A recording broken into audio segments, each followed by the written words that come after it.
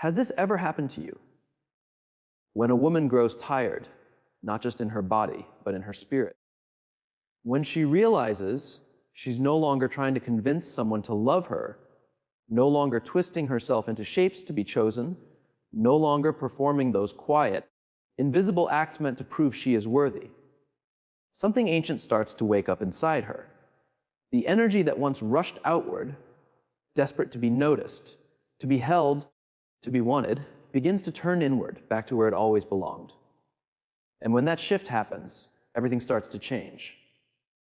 For years, she may have lived under the spell of an inner belief that love must be earned, that value is something reflected through someone else's eyes. She may have mistaken attention for affection, and affection for proof that she mattered. She may have projected her inner strength, her purpose, her will onto men who looked confident or mysterious. They became mirrors for what she hadn't yet claimed in herself. But mirrors always crack.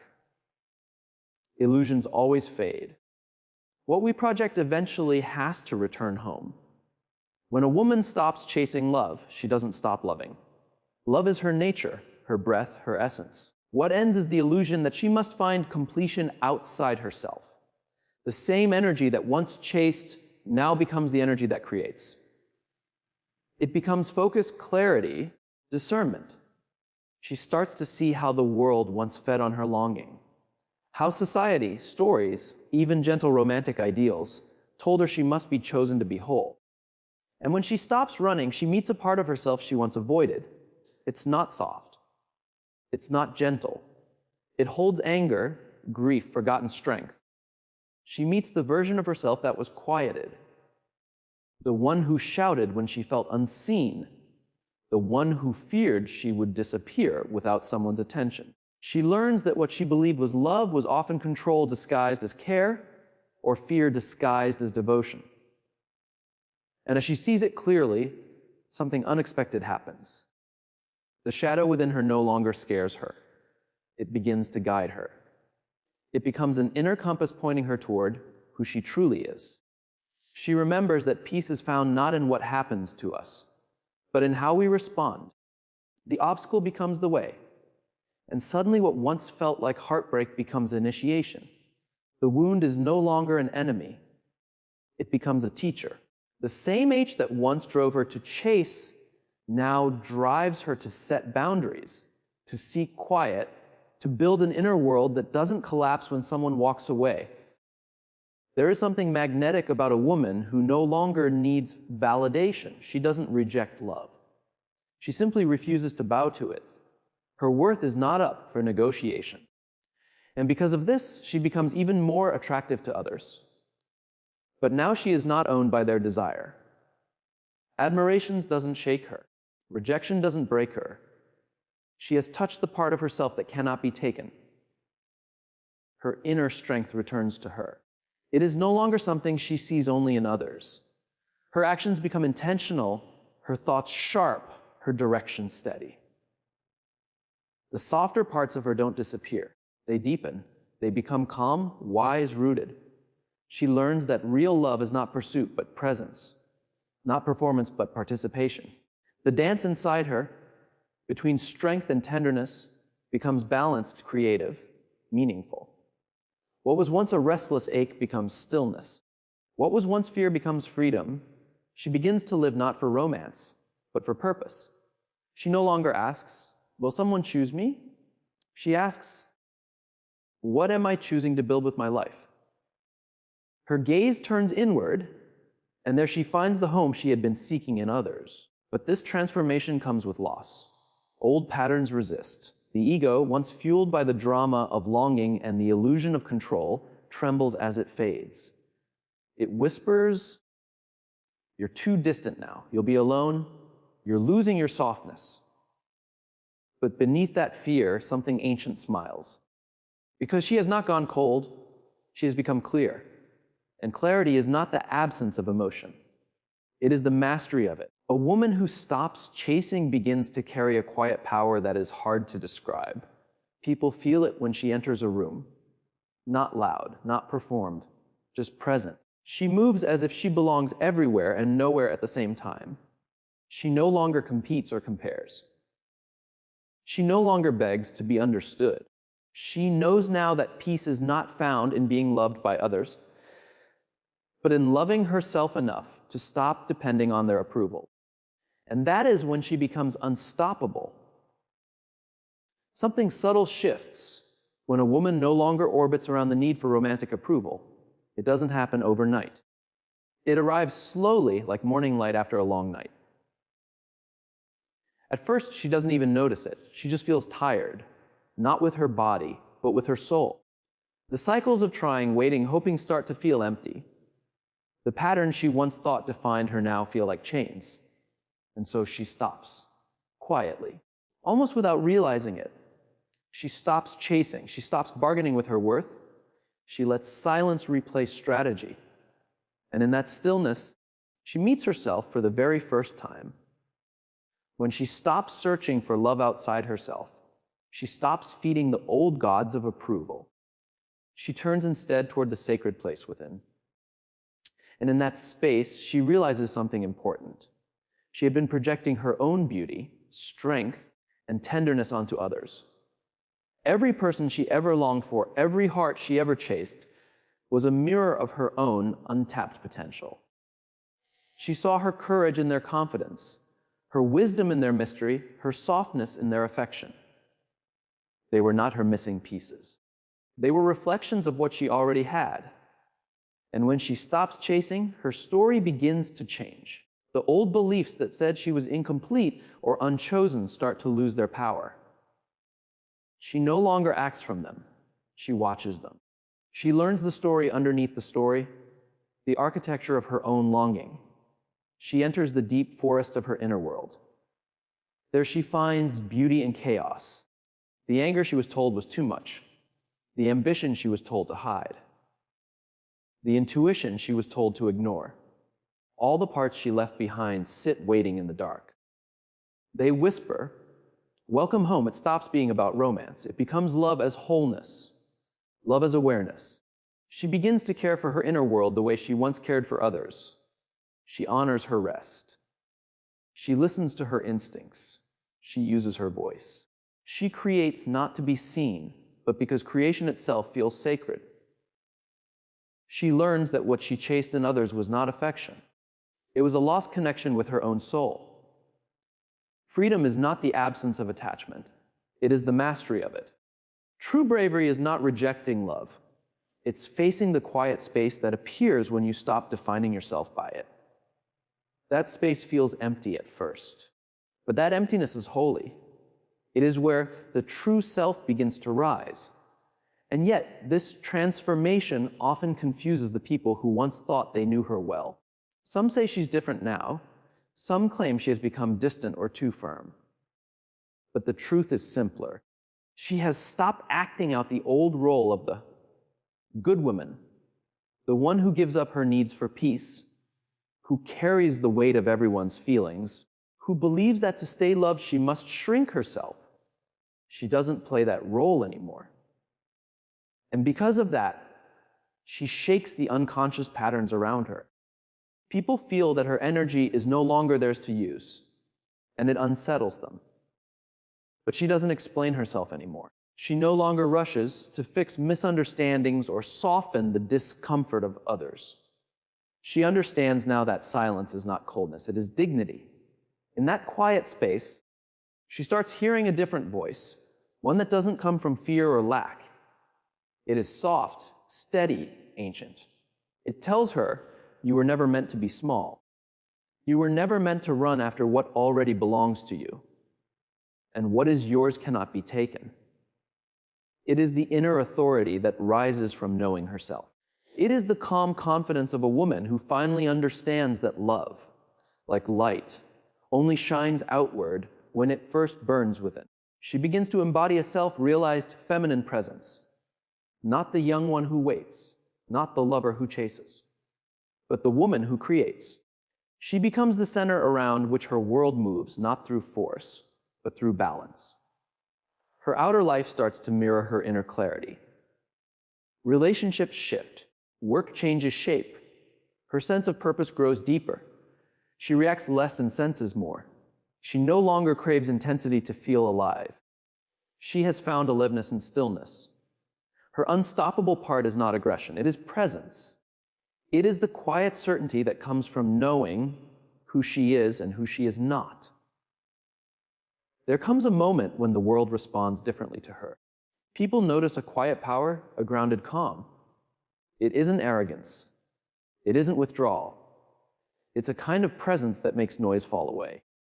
She doesn't need to defend herself anymore because her energy speaks first. When she enters a room now, she doesn't wonder who will see her. She observes. She notices everything with an attention she didn't have before because she was once too busy trying to earn approval. Now her perception is her strength. Her sensitivity, once her deepest wound, becomes her clearest guide. She no longer confuses chemistry with connection or intensity with intimacy. The men she once found magnetic now appear transparent, not because they changed, but because she did. Her illusions have dissolved. The veil is gone, but this clarity carries a certain sadness. When illusions fall away, they leave silence behind. She begins to see the world as it truly is, not as she hoped it would be. It feels like a long night of the soul, a passage through darkness, not punishment, but purification. The ego mourns the loss of fantasy, while something deeper whispers, this is what freedom feels like. Freedom isn't shiny at first. It's raw. It's quiet. It's the pause between who she was and who she is becoming. It may seem like nothing is happening, but beneath the surface, everything is changing. The suffering that once broke her now refines her. What once defined her now melts into wisdom. She begins to understand the difference between loneliness and solitude. Loneliness is the hunger for someone else to fill the empty space. Solitude is the place where the soul rests. In solitude, she meets herself and finds her company beautiful. She reads, she creates, she listens, not just to her thoughts, but to what lies beneath them. She learns that her worth is not a debate, it is steady. She sees now how much of her life was shaped by longing for love, for recognition, for clarity. But the moment she lets go, everything she truly needs begins to move toward her. Not because she chases it, but because she no longer pushes it away through fear. There's a strange truth here: when a woman stops chasing love, love starts showing up in new forms. Through art, through friendship, through the quiet joy of being alive. She sees that love is not possession, but expression, something she gives without losing herself. Her heart opens again, but now with boundaries that honor her spirit. She knows now that saying no is an act of love too, the kind that protects what is sacred within her. This transformation softens her, not into weakness, but into compassion. She no longer resents the ones who hurt her. She sees their pain for what it was. She realizes that every heartbreak, every rejection, every chase changed her. None of it was wasted. In time, she feels her purpose returning. But now it doesn't come from proving anything. It rises naturally, like water finding its way. She doesn't seek to impress anymore. She seeks to express. That shift changes everything. Her work, her voice, her relationships all begin to line up with the truth inside her. People may mistake this calm for distance, but it's not distance. It's presence without fear. She can love deeply now because she no longer fears losing herself. She can give because she no longer depends on being given to. She has become whole, not perfect. Her unstoppable part is not that she cannot be hurt. She can. But she no longer abandons herself when pain arrives. Her strength is not the absence of vulnerability, but the commitment to stay true to herself in the middle of it. She has learned the art of returning to herself. And that is a kind of magic the world cannot take. There comes a moment in a woman's awakening when she realizes she no longer needs to be understood. She needs to be true. This is the quiet revolution that follows her decision to stop chasing. For so long, her energy moved outward. trying to be chosen, to be seen, to be understood. But now it turns inward. She no longer twists herself to fit into someone else's story. She writes her own. This turning inward is not selfish. It is self-unity. Wholeness means meeting all parts of yourself. Light and shadow, softness and strength, need and independence. When she stops chasing love, she stops dividing herself. She allows her contradictions to coexist without shame. She can be gentle and fierce, loving and free. Her emotional world, once ruled by reaction, becomes guided by reflection. She no longer asks, "Why did he leave?" But instead, "What was I searching for outside that I had not yet found within?" This isn't blame, it's awareness. She sees now that every love story was a mirror, and every heartbreak was a map. Slowly, the fear of being alone becomes the comfort of belonging to herself. She learns that solitude isn't the absence of others, it's the presence of her own spirit. She sees the way she once adapted to avoid rejection, the mask she wore, the roles she played. And when she removes them, the woman underneath finally breathes. This is the return to a self-led life, a life where peace comes from within. She remembers the simple truth: you have power over your mind, not over outside events. Once she sees this, she finds her strength. That realization is what steadies her now. She no longer holds on to the waves of other people's emotions. She becomes the shore they crash against. But this shift doesn't erase her longing for love, it cleans it. Love no longer rises from emptiness, but from wholeness.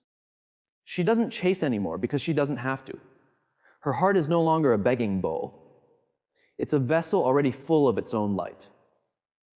From that place, love becomes devotion without attachment, giving without losing energy, closeness without losing identity. She has brought together the parts of herself that once felt scattered, the part that gives direction, and the part that listens deeply, the part that acts and the part that feels. This inner union lets her hold herself in the very way she once hoped someone else would.